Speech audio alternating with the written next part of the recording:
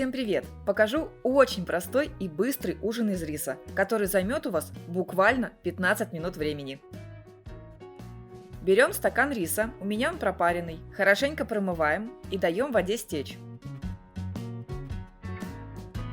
Ставим сковородку на огонь, добавляем растительное масло. Сюда же чеснок, сушеный или свежий. Нужно, чтобы он слегка обжарился в масле, тогда чеснок отдаст больше ароматов. Добавляем рис и обжариваем буквально 1-2 минуты.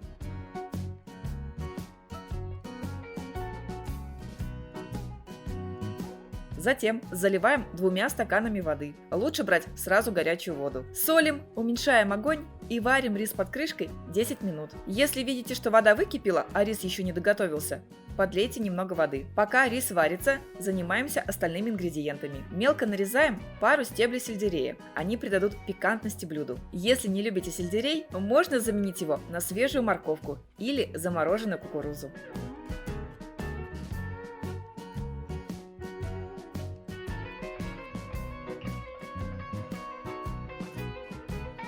Следующий ингредиент – перец. У меня это острый перчик, разрезаю его и удаляю семена, после чего мелко нарезаю. Можно заменить на крупный сладкий перец, если не любите острое.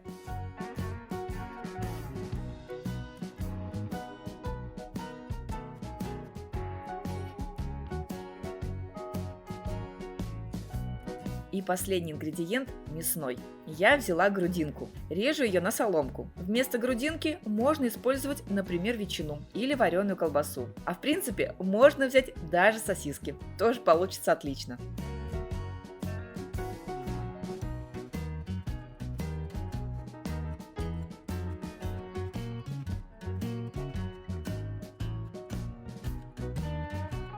Как пройдет 10 минут и рис впитает в себя воду, возвращаемся к нему. В миску разбиваем 3 яйца, подсаливаем и перемешиваем.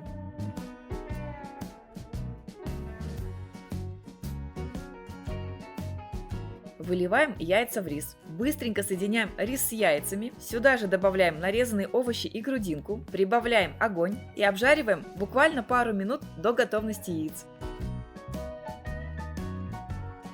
Все, ужин у вас на столе. Рис получается рассыпчатый и при этом очень ароматный за счет чеснока. Перец придает остринку, грудинка вкус копчености, а сельдерей приятно похрустывает. Классно, сытно и очень вкусно. Заранее вам приятного аппетита!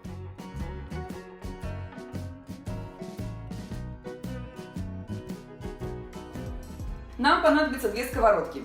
На одной наливаем растительное масло. Можно добавить кусочек сливочного, чтобы повкуснее было. Высыпаем сюда тщательно промытый рис. Обжариваем его в этом маслице несколько минут.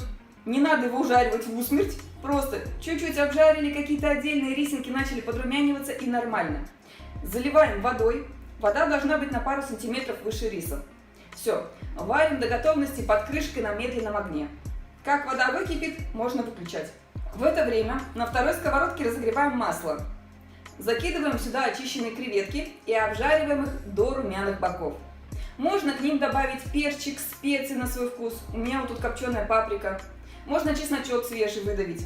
Минут 5 обжарили, смотря какого они у вас будут размера, может быть даже и поменьше понадобится. И убрали пока в сторону. А на сковородку прямо вот в это же самое масло закидываем овощи.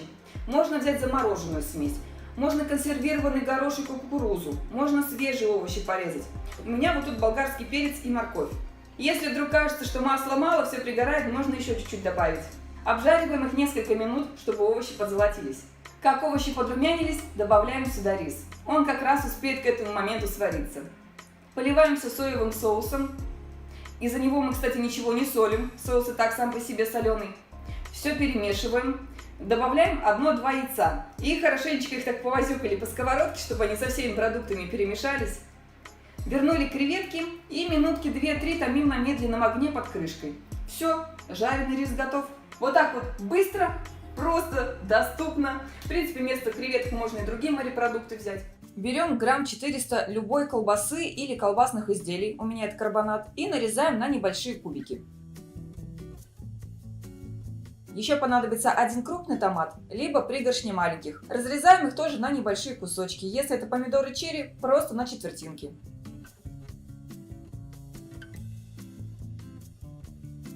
Ставим на огонь большую сковородку, добавляем растительное масло, кусочек сливочного. Сюда же выкладываем чеснок, можно свежий, можно, как я, сушеный. Добавляем нарезанную колбасу, стакан промытого риса и нарезанные помидоры.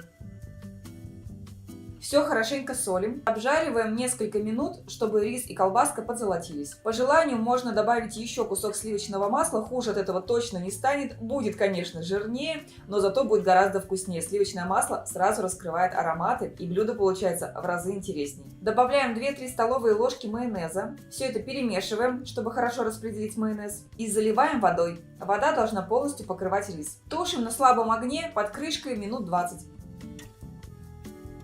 Открываем, смотрим, что вода полностью впиталась, рис готов, значит блюдо можно убирать с огня. Рис получается не рассыпчатый, он больше похож по своей структуре на паэлью, по этому рецепту рис получается неимоверно ароматный, вкусный. Это очень потрясающий обед или ужин.